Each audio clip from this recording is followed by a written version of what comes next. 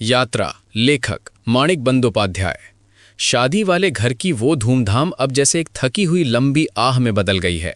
सुबह के 11 बजे की कड़ी धूप जब चारों ओर झुलसा रही है, ठीक उसी समय शहनाई वाले ने अचानक सुर बदलकर पूर्वी रागनी छेड़ दी, जबकि इस सुर के बजने का वक्त दोपहर ढलने के बाद विदाई के ठीक पहले का होता है। शायद कलाकार खुद भी ये समझ गया है कि इस बेवक्त का विलाप ही अब इस घर की असली सच्चाई है। उस धुन की लंबी और खिंची हुई तानों के बीच रागिनी का व्याकरण भले ही पूरी तरह ठीक न हो, पर उसमें रुलाई का पुट भरपूर था। मुख्य द्वार के दोनों ओर जो केले के 2 पेड़ लगाए गए थे, धूप में झुलसकर उनके पत्ते अब बेदम होकर झुक गए हैं। कल रात किसी बकरी ने आकर मंगल कलश के आम के पल्लव आधे खा लिए। आज सुबह से दोपहर होने को आई, पर किसी का ध्यान उन्हें बदलने की ओर नहीं गया।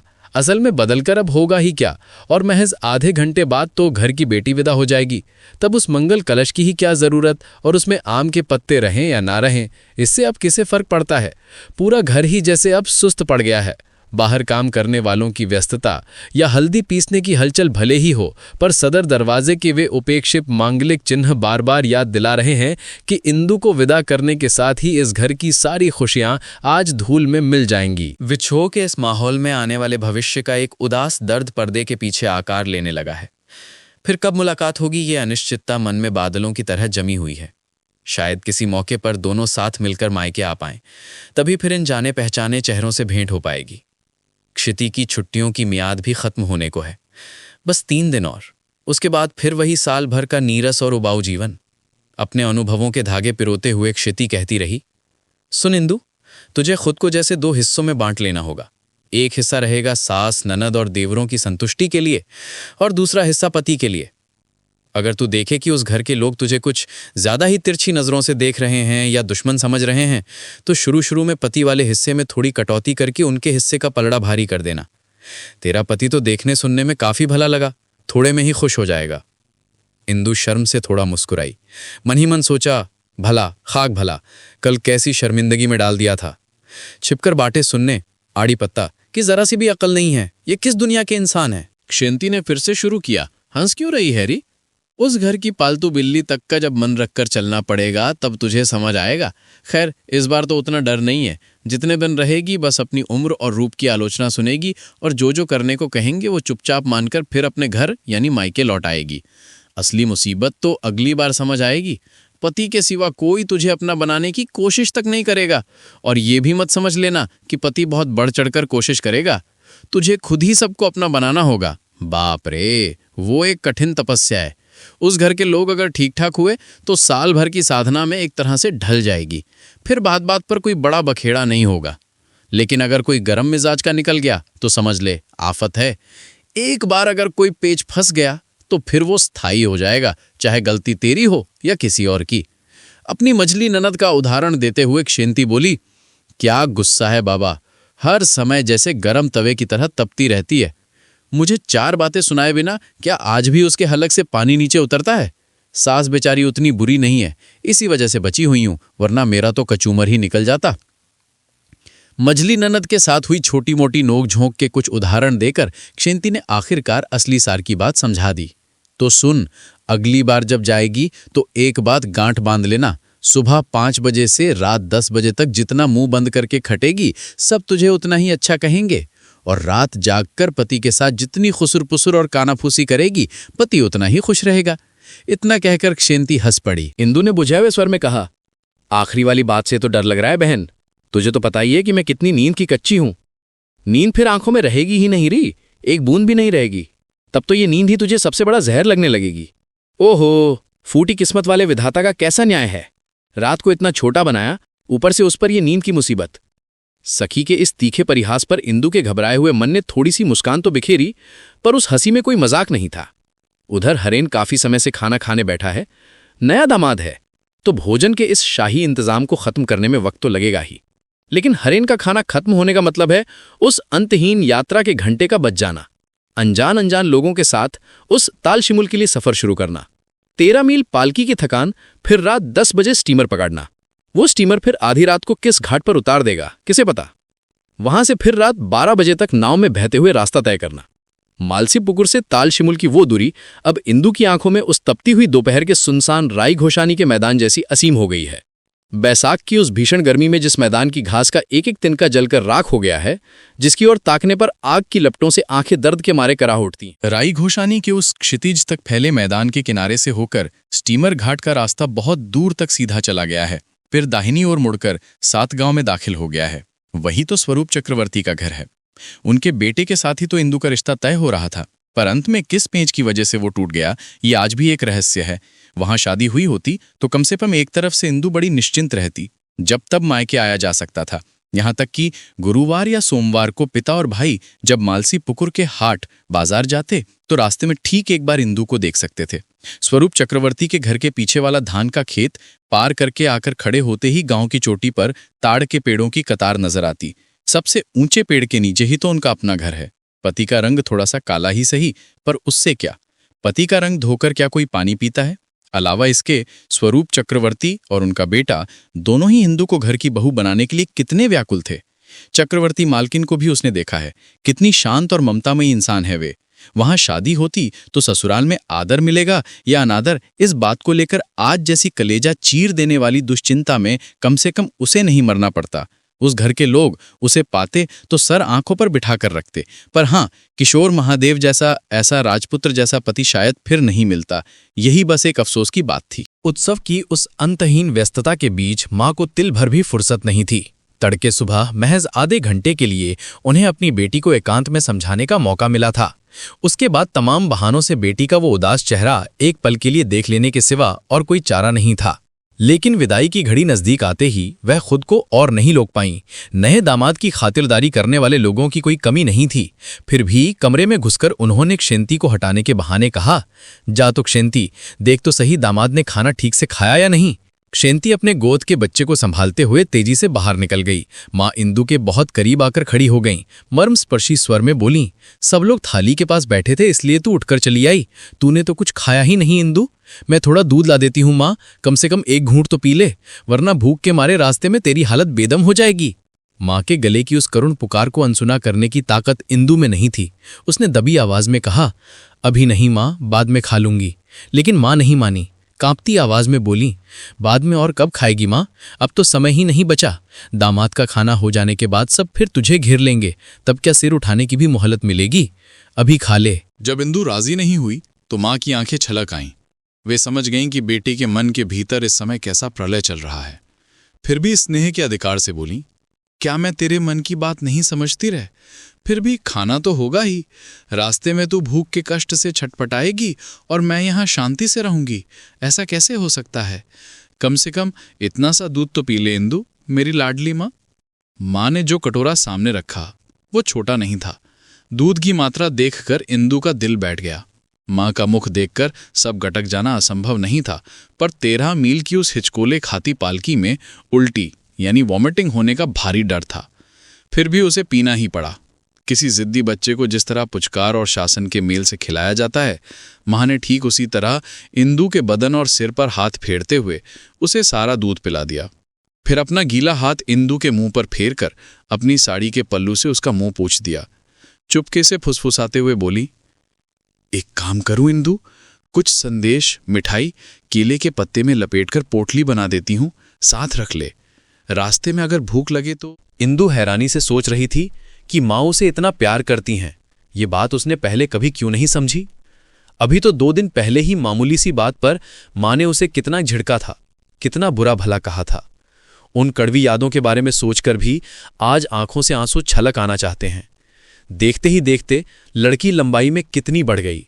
न कोई खास देखभाल, न कभी अच्छा मछली का टुकड़ा नसीब हुआ। फिर भी जैसे केले के पेड़ की तरह बढ़ती ही चली गई, पर दूल्हा नहीं मिल रहा था। उस दुश्चिंता में तब बेटी की ओर देखने पर भी माँ का कलेजा जैसे बर्फ की तरह ठंडा पड़ जाता था। पिछले 1 साल से अपनी सगी बेटी ही जैसे परम शत्रु से भी ज्यादा दर्द की वजह बन गई थी। मगर आज राजरानी के लिबास में बेटी कितनी अद्भुत लग रही है। ऐसा सुडौल शरीर, ऐसा निखरा हुआ रंग और रूप की यह रौनक, क्या ये सब इतने दिनों तक नजरों से ओझल था? पहले लगता था कि ऐसी बदसूरत लड़की शायद दुनिया में और कहीं पैदा नहीं हुई।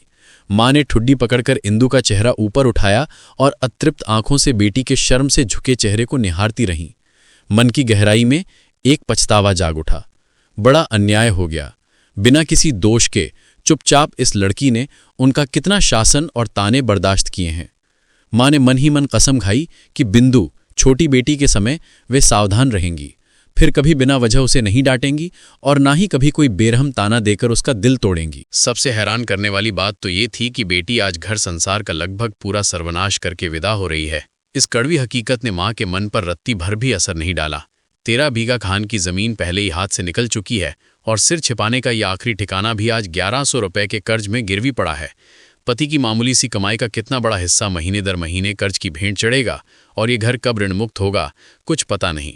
5 साल बाद ही बिंदु की शादी है, तब ये संसार किस अथाह गर्त में समा जाएगा, ये सब सोचकर आज किसी का भी सिर चकरा जाए। लेकिन माँ आज इन सबसे परे हैं। इन चिंताओं के लिए सामने अनंत समय पड़ा है, पर उनके सीने को चीरकर आज उनकी अपनी बेटी बड़े समारोह के साथ हमेशा के लिए पराई हो रही है। यही आज उनके लिए एकमात्र ध्रुव सत्य है।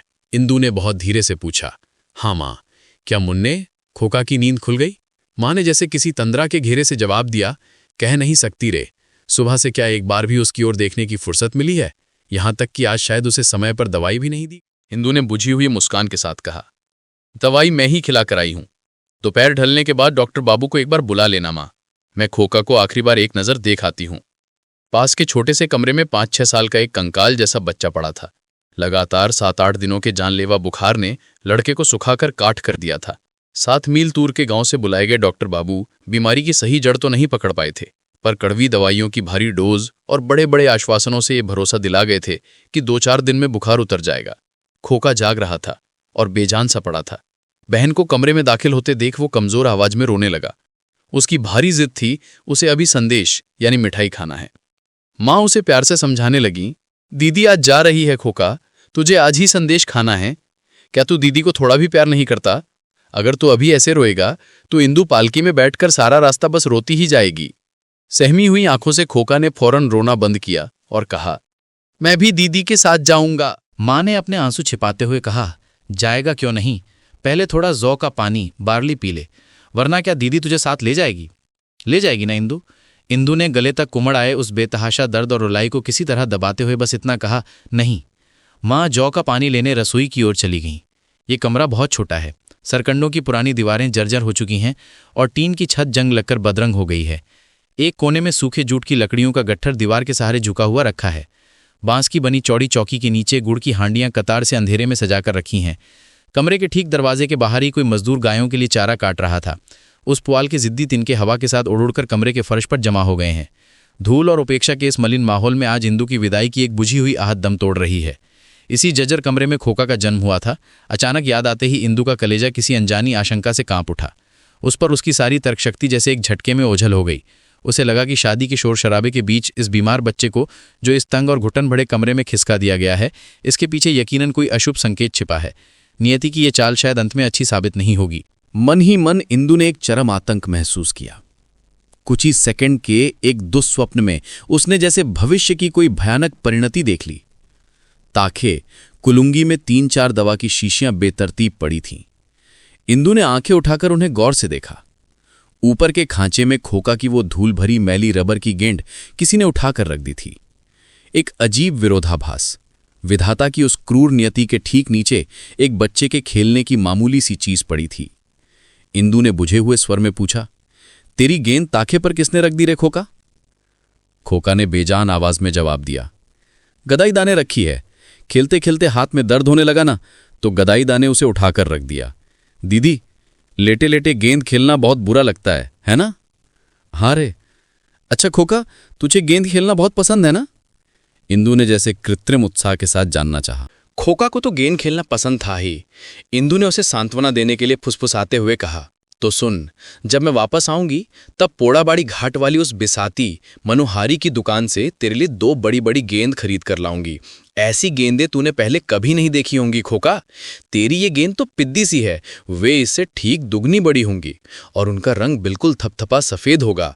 तू जल्दी से ठीक हो जा, फिर हम तीनों गेंदों के साथ जमकर खेलेंगे, ठीक है? इंदु ये बातें एक तरह के बेबस जुनून के साथ कह रही थी।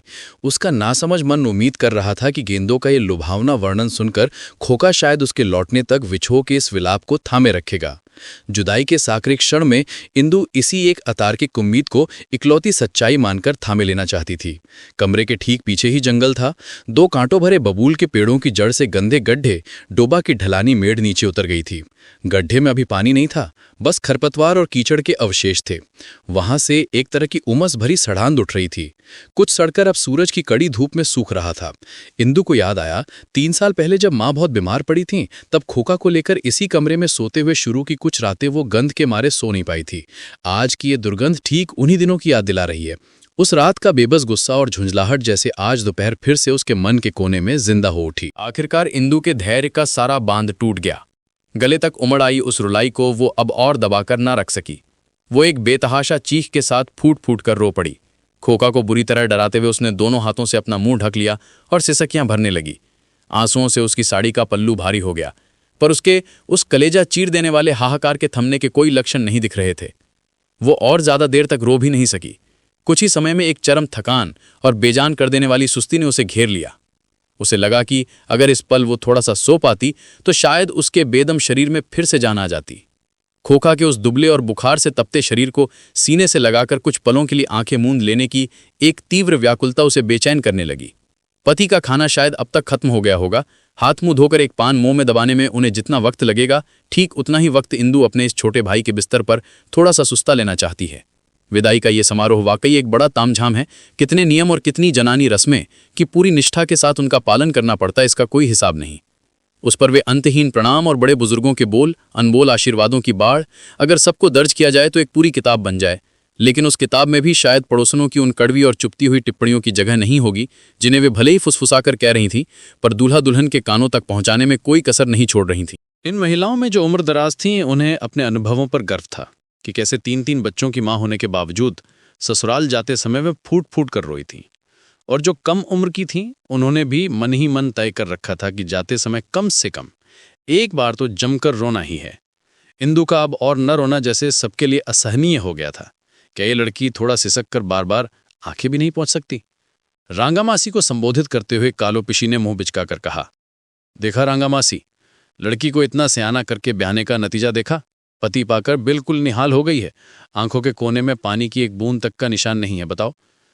क्षेती ने तुरंत विरोध करते हुए कहा, रांगामासी क्या देखेंगी? पता नहीं कालोपिशी, तुम ही जरा उसकी आंखों में झांक कर देखो। सुबह से रो रो कर आंखें जो जवा कुसुम मतलब गुड़हल के फूल जैसी लाल हो गई हैं, वो तो अंधा भी देख सकता है। कालोपिशी ने मुंह और भी लटकाकर चुटकी ली। क्या जाने बच्ची, वो रोने का नतीजा है या रात भर जागने की निशानी, वो तो तुम आजकल की लड़कियां ही बेहतर समझोगी। अपने अपमान को छिपाने के लिए मुंह पोंछने के बहाने हरेन ने अपनी वो हल्की मुस्कान किसी तरह छिपाई। जबकि जिन आंखों के जवा कुसुम होने को लेकर इतने मजाक और कटाक्ष हो रहे थे, वे उस गहरे घूंघट की ओट में ही दबी रहीं। उन आंखों की गहराई में आंसू थे या काजल, घूंघट हटाए बिना ये समझने की शक्ति किसी में नहीं थी। हालांकि इस जाने पहचाने माहौल में पुराने चेहरों के लिए अब वो घूंघट ही सबसे बड़ी सच्चाई थी। उसे उठाकर देखने की जिज्ञासा भी उनमें विशेष नहीं थी।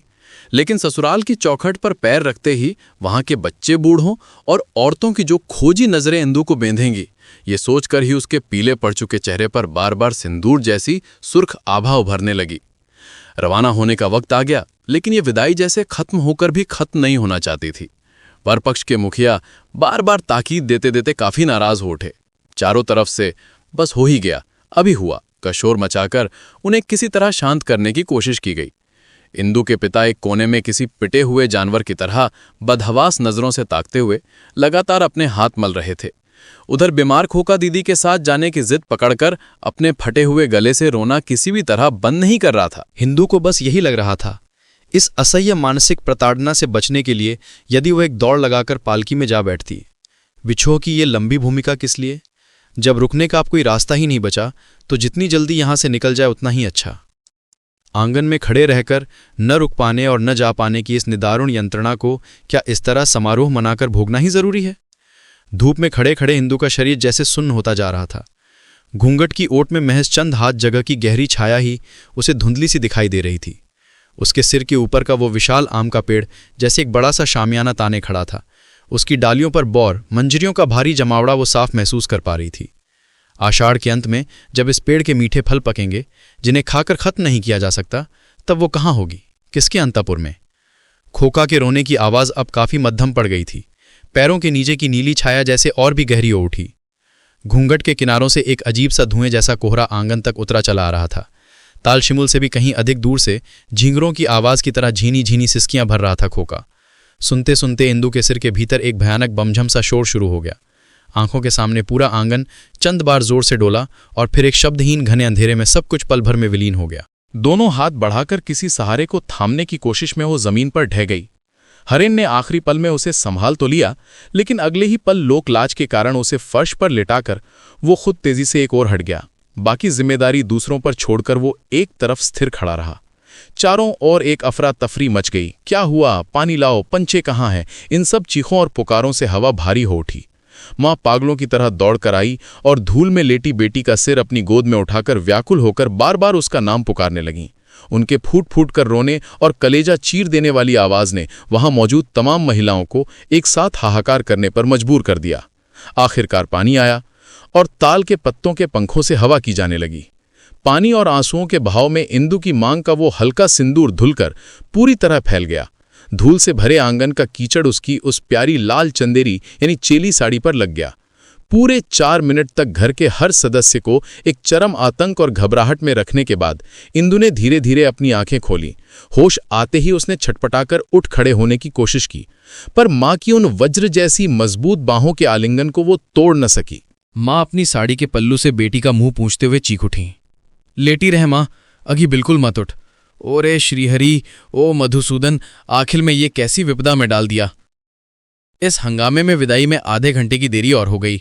इधर आंगन में इंदु को लेकर चर्चाओं और बहसों का कोई अंत नहीं था। कोई कह रहा था कि ये उपवास की थकान है, कोई इसे कमजोरी या कलेजा चीर देने वाले रोने का असर बता रहा था, तो वहीं कुछ का मानना था कि सब ढोंग है, शादी करके पति मिल गया तो लड़की एकदम लाड़ में आकर बेहोश होने का नाटक कर रही है। हालांकि अंत में सब इस नतीजे पर पहुंचे कि ये कमजोरी नहीं है। ऐसी जवान और तंदुरुस्त लड़की को भला कैसी कमजोरी? असली जड़ तो ये बैसाख की कड़ी धूप है।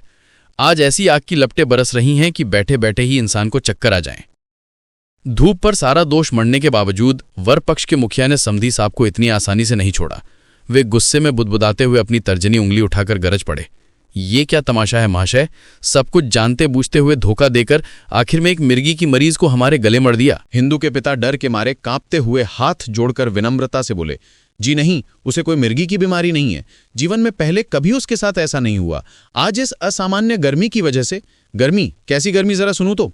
क्या गर्मी लगते ही इंसान को दौरे पड़ने लगते हैं? भला बताइए, क्या गर्मी सिर्फ आपकी बेटी को ही लगी है समधी साहब? यहां तो अनगिनत लोग मौजूद हैं, किसी की तो ऐसी हालत नहीं हुई। वरपक्ष के एक रसूखदार व्यक्ति ने पास से ही तंज कसा।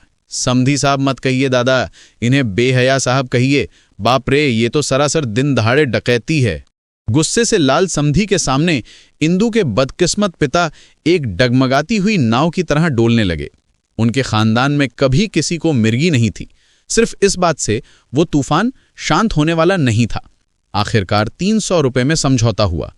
दूल्हे के पिता ये जताना चाहते थे कि वो कोई पत्थर दिल इंसान नहीं है।